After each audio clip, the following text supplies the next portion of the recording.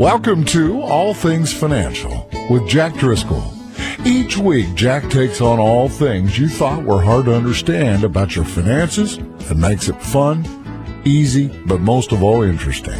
From insurance to the best way to save your money and squeeze the most out of the dollars you put aside for your rainy day. And now, you have a friend in the money business. Here's your host, Jack Driscoll. Welcome back, everyone, to another edition of All Things Financial. We're here today. We're privileged to have an attorney who specializes in some of the areas that financial planners deal with in elder care, elder law planning.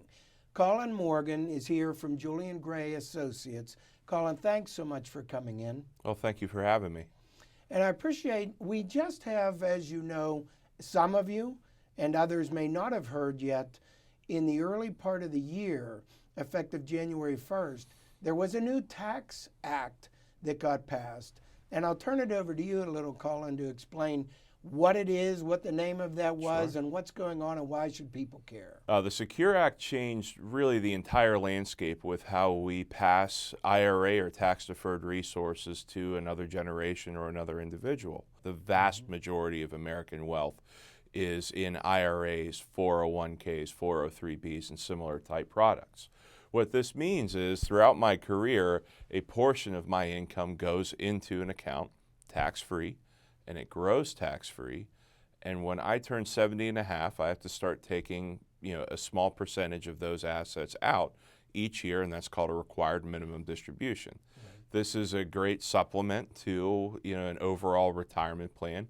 But moreover, what we're seeing people do, or at least in my career what I've seen, is folks have used this as the cornerstone of what they're going to leave their kids or grandkids and so on and so forth. There are a lot of advantages to this, or at least there were a lot of advantages to this. Prior to the Secure Act's passage, you were allowed to leave your IRA to beneficiaries. In other words, as opposed to me having to cash out an entire tax-deferred instrument, I was allowed to inherit it as if it were its own IRA. Therefore, I would start taking small distributions out every year and essentially pushing that taxable event out over 30 to 40 years, depending on my age when I received the asset. So that was great. That was a great planning tool, wonderful for estate planning, wonderful for financial and tax planning as well. Right. Now, unfortunately, with the passage of the Secure Act, that field was very much limited. So what the Secure Act said, essentially, to boil it down, and this is a lawyer talking tax stuff, so right. Forgive me, as opposed to being able to take out required minimum distributions over your lifetime, you now have to take the entire thing out over 10 years. Okay. So now there are some nuances and some detail work there.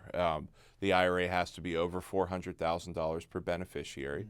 There are some exemptions. If you have a minor or disabled child, they are exempt parties and they're under the old rules.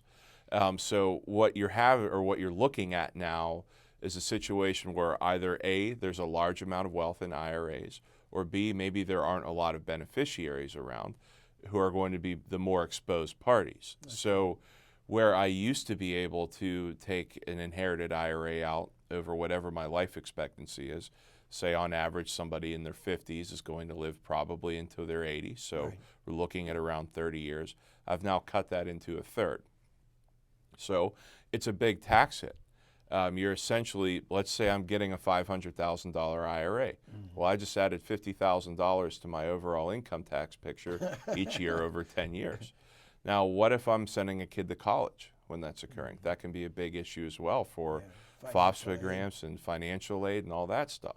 And it was just based on my inheritance. I didn't do anything different in my own financial picture.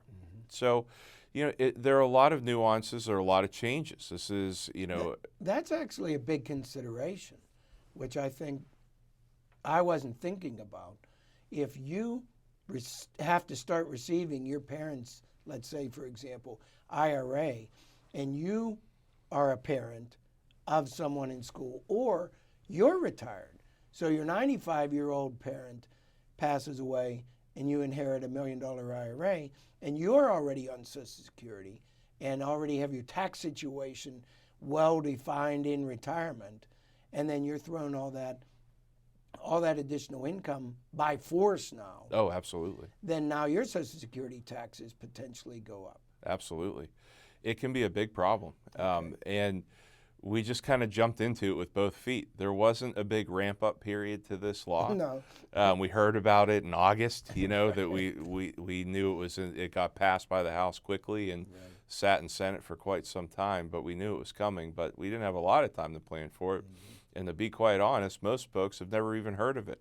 Every time I introduce it, I would say probably 5 out of 10 times people ask me what the Secure Act is after I've introduced it. Yeah. And so getting the word out is very important right now because this really changes everything. The other thing is when somebody has to take out of an IRA, they're not allowed to take out of an IRA without penalties until what age? 59 and a half. Yep. And we look at that. But the old rule, we have to start taking out of an IRA. It was no later than what age? 70 and a half. And it's now 72? correct. All right. So what we're running into is everything about an IRA has changed Right. for everyone. And to your point, IRA for this discussion is a tax qualified retirement plan on which contributions were made.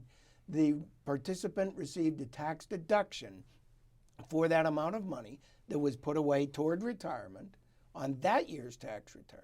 So all of the monies in these tax qualified plans have accumulated and snowballed into what now might become a tax nightmare. Absolutely. Right? Absolutely. If you have to start taking these large income tax hits that you're not prepared for, in other words, you haven't considered it from your own income perspective, Right. you haven't thought of it from your savings perspective, from your mortgage perspective, student loans, whatever forgiveness programs you might be on, that's a big deal as well. Right now, there are a lot of student loan forgiveness programs that are income-based. So all of a sudden, if you have an extra $10,000 of ordinary income coming in each year, you might be knocked off of that entire program, and all of a sudden you're paying a completely different amount each year or each month for your student loans. And it's hard, folks, because whenever your income, we'll call it violently changes or dramatically changes on your tax return, then it throws off a lot of other areas that don't pertain to the IRA. For instance, you have capital gains on your non-qualified stocks or whatever, or you sold an investment property and it's a non-qualified capital gain. Well, if you were in the 15% tax bracket, your capital gains might not have cost you any taxes because you were in the 0% tax bracket on capital gains.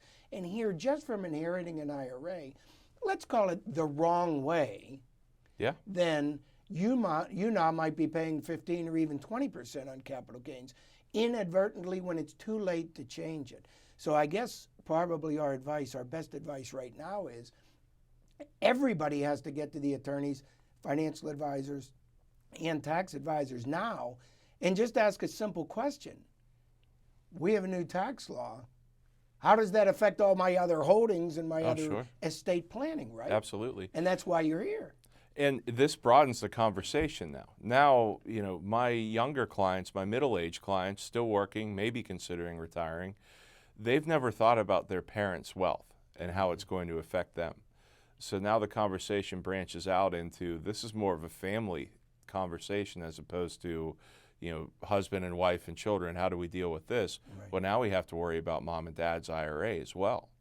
And so that's a big deal. Intergenerational planning is becoming more and more of a focus of my practice because you have any number of factors: taxes, financial aspects, medical need, special needs. All of these things start to come to play. Right. But now we're looking at these large IRAs that might be quote unquote forced upon a person earlier than they expected, and that changes the entire picture. I need to know if I'm going to be inheriting some IRA that I have to take out over 10 years, as opposed to I just was kind of comfortable understanding that I was just going to get an IRA at some point. Right. So it's a big deal.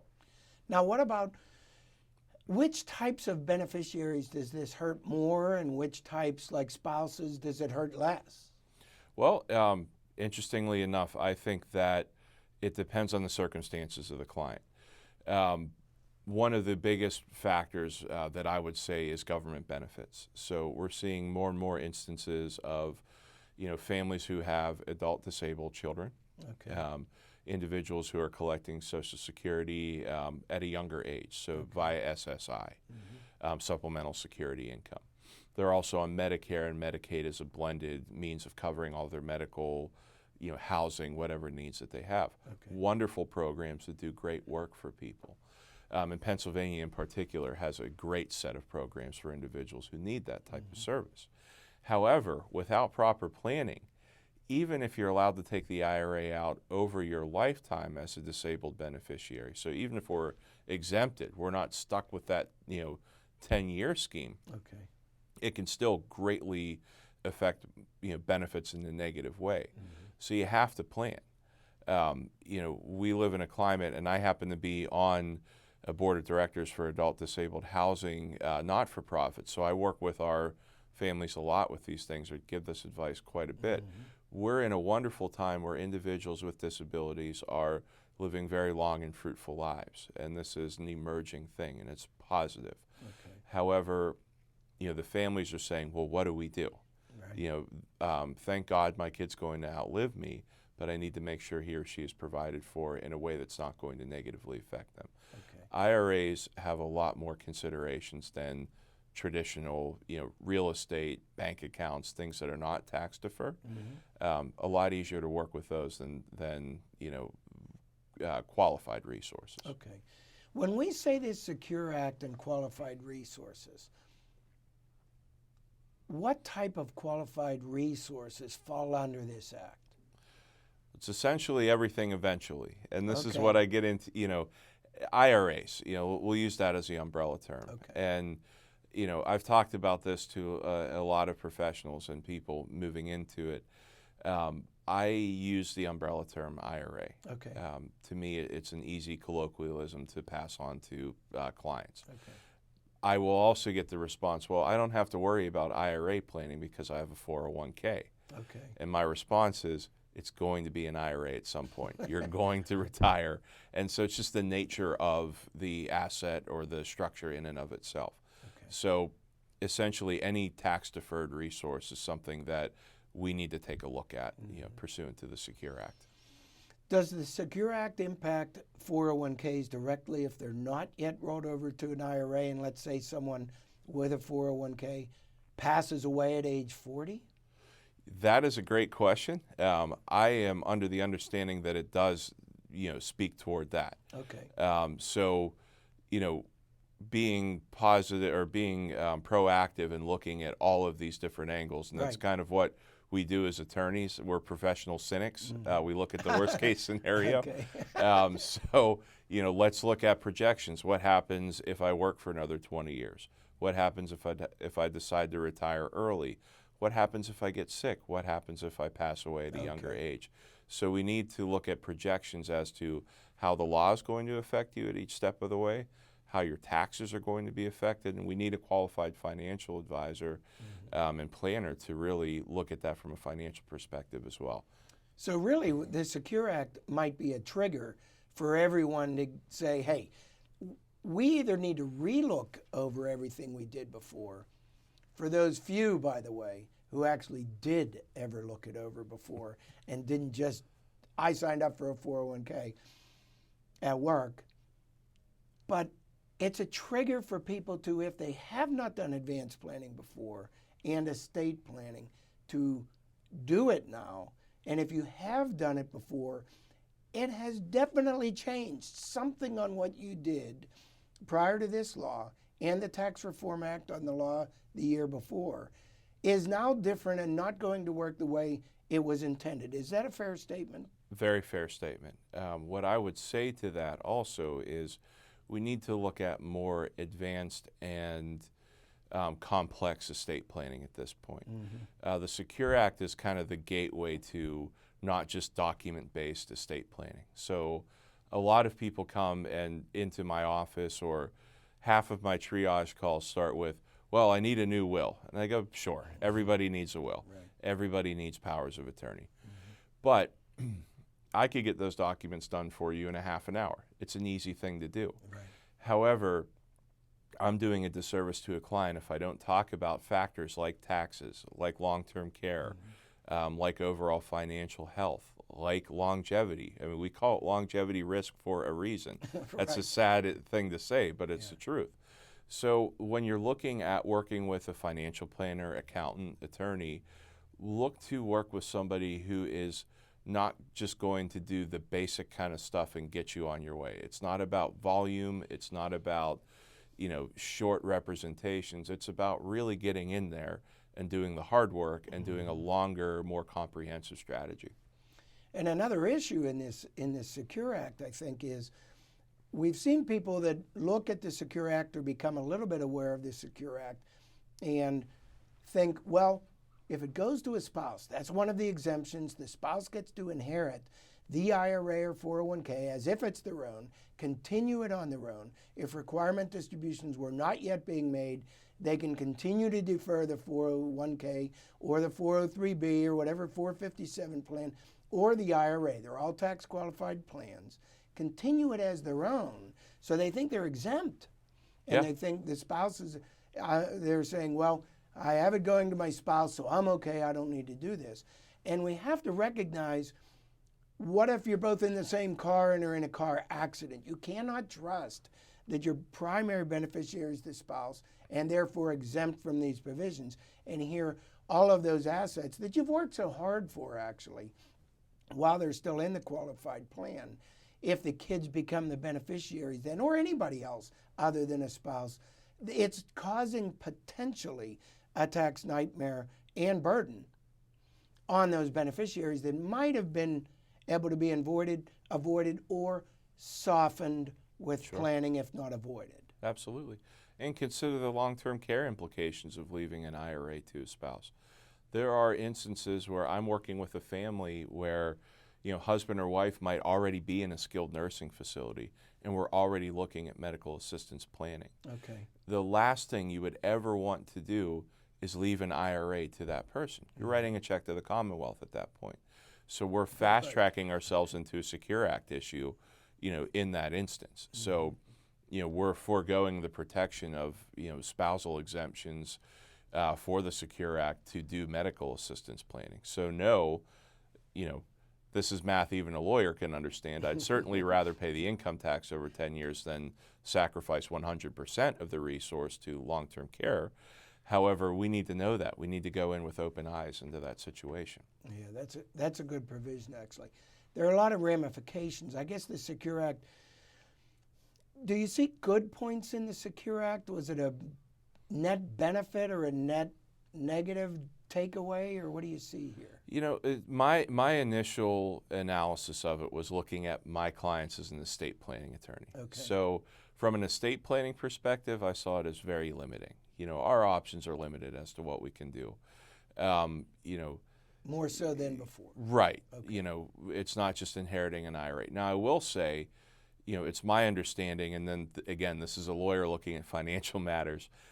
This does open that type of program up to more people, which is great. Mm-hmm. And we're also taking required minimum distributions at a later age, which is also good. Yeah, that helps. So it's a mixed bag, just like any type of legislation. I'm going to go out on a limb and say that there's always a little bit in the plus and minus column. Right. I would say that if I could, choose to have the Secure Act or not have the Secure Act, I'd rather not have the Secure Act. You know what? I'm a financial planner, and I'm with you 100% on that.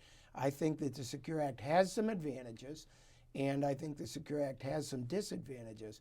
But one of the major disadvantages that we found impacts all income groups at every level by taking away that stretch beneficiary provision on the IRA. Yeah. So I think that's such a huge negative. It requires planning, and that's why we're doing this show, to help people understand, why do I need to care? Why do I need to plan? And what's so bad about it if I don't?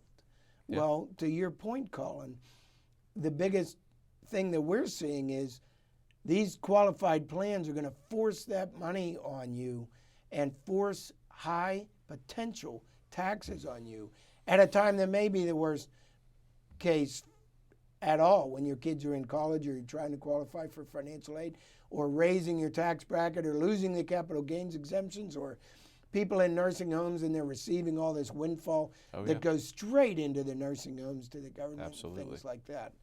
Are there issues with beneficiaries that people ought to become concerned about now, as far as you're listing all your beneficiaries, assuming that's right? Like it might be the standard, I'll put my spouse on as primary and I'll put my kids on as contingent. Do you see any issues where people need to think about that a little further before they just carte blanche do that? Oh, sure. You want to consider the stability, okay, of the beneficiary when you set up your beneficiary designations on your IRA. Now, this is Secure Act now, and this is prior to the Secure Act, and this is whatever the Secure Act turns into 10 years from now. We need to consider things that might be unforeseen. Will one of my beneficiaries get divorced in the future? Could they get divorced in the future? Could one of my beneficiaries ever be sued? Could they become disabled? Could they predecease me? And if they predecease me, where's it going to go, pursuant to that? So a lot of times our answer to that prior to the Secure Act was to use what's called an IRA trust to direct beneficiaries. Okay. So, in the last 10 or 15 years, we've seen that IRAs have become a little bit less, I don't want to use the word secure, stable as far as being exposed to things like divorces, lawsuits, stuff like that. It used to be you could never get access to the things. And now we're seeing more and more courts pierce them. Really? So, oh yeah. And so as estate planning attorneys, what we've done is set up trusts to be beneficiaries of IRAs. I see.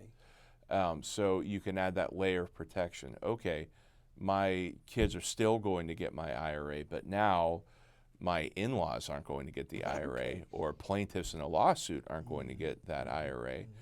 And that was an extremely solid way of planning when we could take RMDs out over the life expectancy. Now, via the Secure Act, I'd tell you that it's more important to do trust planning, because now we have to take everything out of the IRA and it's just going to be sitting there liquid after 10 years. So, oh yeah, that's a problem. Yeah, inheriting a trust as opposed to inheriting a direct distribution is absolutely the way to go. I would design this plan for myself as a beneficiary if I could do it, just to make sure we're planning for the unforeseen. Now, most people, I think, if they have a will, they don't have to worry about any of this. That's what they tell me. And that's, a will's not going to protect you during your own lifetime. You can't do medical assistance planning with a will. You can't really do special needs planning with a will. You need a higher quality document, or you need a more complex or comprehensive plan, and the best way to accomplish that is via a trust. If you use a will-based estate plan, you're essentially telling your beneficiaries that you're going to need to go to court to figure out beneficiaries. Now, if you use a will, then is that, let's say someone does update a will after the Secure Act, are they safe now with all of these issues? No, actually the will be sidestepped by the IRA. So in other words, the will could say, I could be providing more for certain individuals in my family via will, but if my beneficiary designations on my IRA are different, they're at odds with the will, that's going to supersede my will. So everything now that's needs important. Yeah, everything should be working in concert. Bring your beneficiary designations to your lawyer's office so he or she can match that up with your will. So do you ever run into situations then that we're talking qualified plans subject to the Secure Act, which might be 401ks, might be 403bs, 457s. If you're in the hospital system, it might be called a 403b, treated the same as a 401k, and you have an IRA. But a lot of times, if someone updates their will, they might still have worked at this employer for 30 years. And the initial beneficiary they put on when they got their job was the parent. Sure. Before they were even married, before they even had kids, on their pension and on their original 401k. Oh, sure. Do you find a lot of people forget Oh, that yeah. each instrument has its own set of beneficiaries? Your life insurance, your annuities, your IRAs, your 401ks, each individual tool, Oh, yeah. even a life insurance policy from the 70s, might need updated. Yeah, when you get your first job and they give you your, 401k, paperwork, and you fill out your beneficiaries, odds are you're probably not married at that point.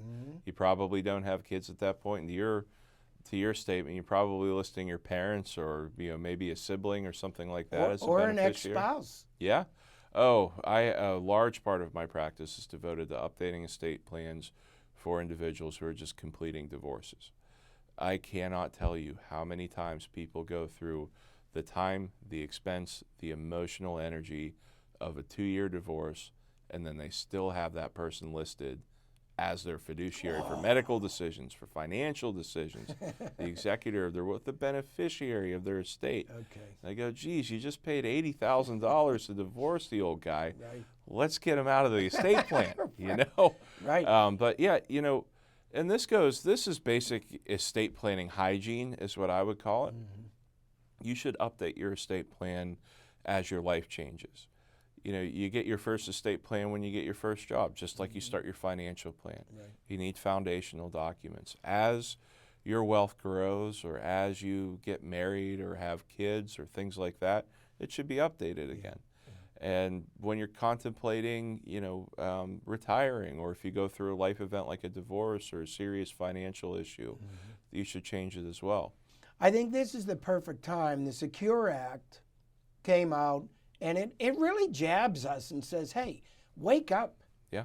If you haven't reviewed your estate plan, or if you have reviewed your estate plan, it's a new game and it affects everybody now.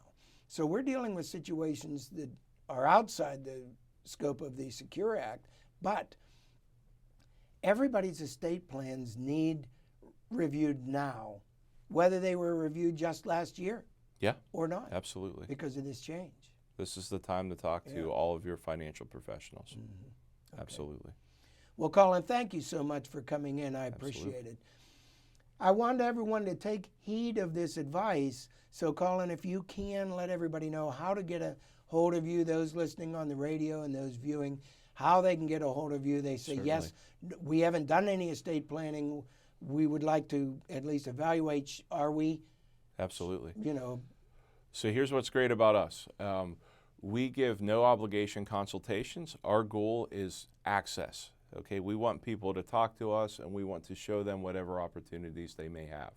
So the best way to get in touch with us is to look at our website. It's grayelderlaw.com. That's GRAYELDERLAW.com. We're right up on Green Tree Road. We travel out to our clients, whatever we need. We're easy to get in touch with. I'll triage any case that comes in if they ask for me. And we'll talk about the entire thing, top to bottom, from the basic estate planning documents like wills and powers all the way up to high-level trust planning and taxes and all kinds of stuff. So that's the best way to get in touch with us. We also, if you look at our website, we have a free newsletter that comes out every month. So there's a lot on the Secure Act in our newsletter, as it's emerging and we're operating these new laws. So it's just a good way to see what's new in elder law or what's new in estate planning. And your firm writes the article, I think, in the Post-Gazette. Yes, the elder law guys. Yeah, Julian and our of counsel, Frank Petrich. Man, they wrote the book on this stuff. So I still learn stuff from those Post-Gazette articles, even though I'm at the office every day. And we have a podcast, too, called Ask Julian. It's about, elder law concepts and, similar things like that. So all your podcasting apps, and we're even on Facebook. So we're really, we're really getting there from a text perspective. Very good. Well, thank you so much for coming in. Thank you. Colin Morgan from Julian Gray Associates and Jack Driscoll, I appreciate your tuning in to another edition of All Things Financial.